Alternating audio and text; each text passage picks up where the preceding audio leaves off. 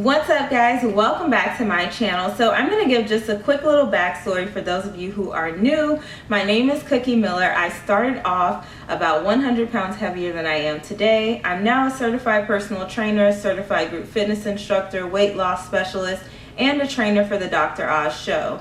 Now, I say all of this because I want you guys to kind of know who I am and where I'm coming from with this video and the title. So another quick little backstory. I started out this hashtag called Flex.Dress, and the whole point of it was to showcase and empower women, just showing that muscles are beautiful. You don't have to have one or the other. You know, sometimes I can be that girly girl, whatever, but I'm also a badass in the gym, and that's okay too. Now, obviously, with starting a hashtag like that, there were kind of some feelings that I had towards how I guess the outside world was kind of seeing women within fitness. A lot of jokes about CrossFit competitors and stuff like that going around as far as women, and you know, women not being able to be so feminine if they have muscles.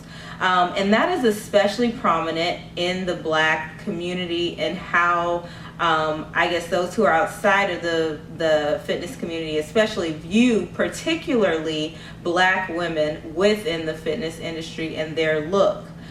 We saw this a lot, for example, even with Michelle Obama and her strong arms that she has and her broad shoulders. We saw like a lot of jokes and things like that being made. So that was kind of like the point of the hashtag and just putting myself out there. Now, this was recently ignited in me again when I saw a post by Chucky Welch.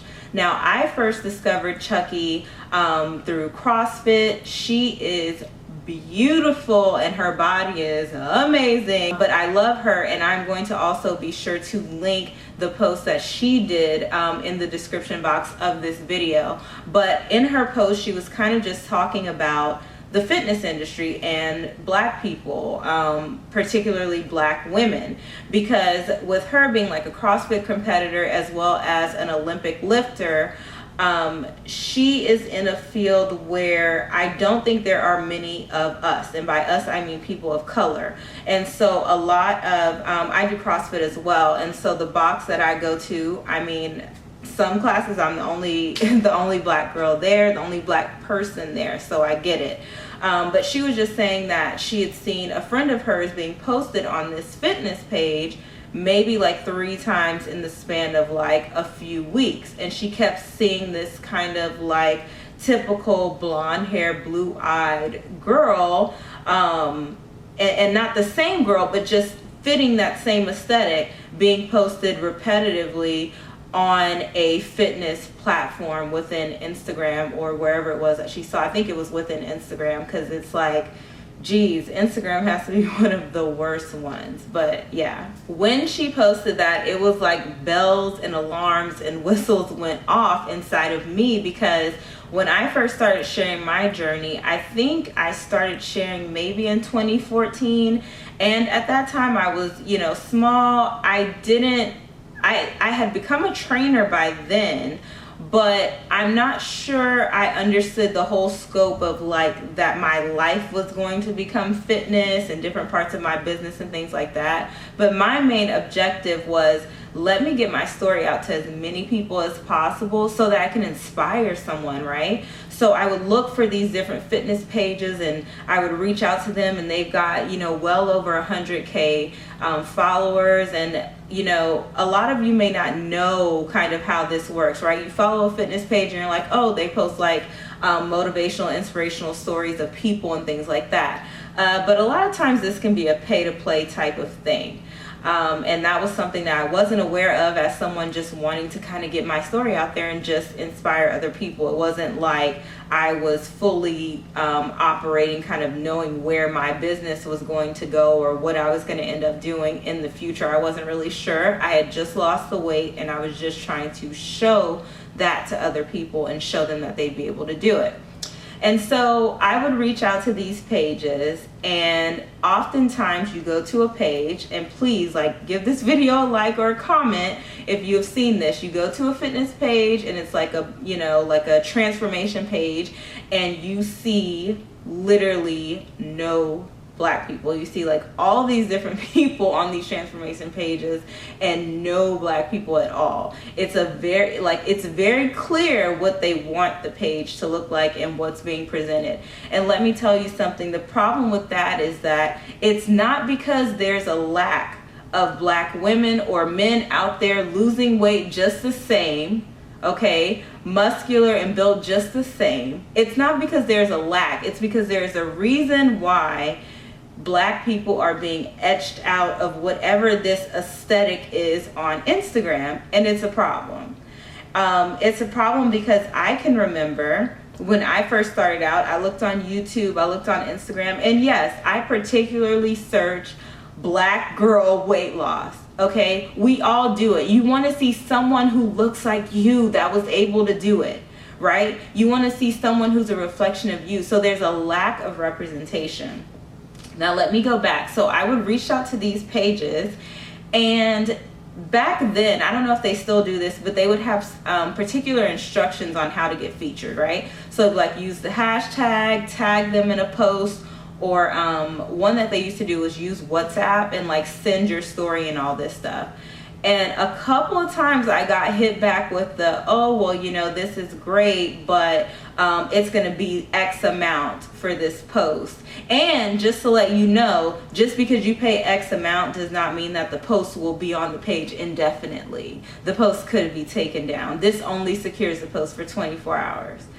So, I mean, I understand from a business aspect that obviously you are, wanting to market yourself, and, everything that you're seeing online, on YouTube, on Instagram, wherever, it is being marketed to you. Someone is selling you something, and I'm not saying that's a bad thing. Like, I'm a trainer. I want to sign up clients. I want people to train with me online. Of course, I'm going to promote and invest into my business and use my platform to say, hey guys, I train online. Obviously, I want to grow my business. And these people, they found something, which is they're on the marketing side. They're able to promo and put people out. But what's not okay is when you purposely discriminate against people and charge them more, or charge them at all just because of their skin color. That is a problem. That is purposely, that's full-blown racism, right? It's a racist to do that. And I found another thing that these pages would do is sometimes they use black people and stories and or black aesthetic, whatever, as a test. So what they'll do is, like, sometimes I'll get a notification from a really big, fitness page that is whitewashed, and they may have me up there for 5 hours or so, right?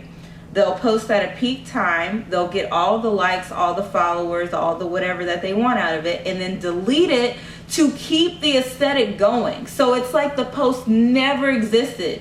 This post helped their brand. It helped them. But they only want what they can get out of it, and for whatever reason, they just want that aesthetic.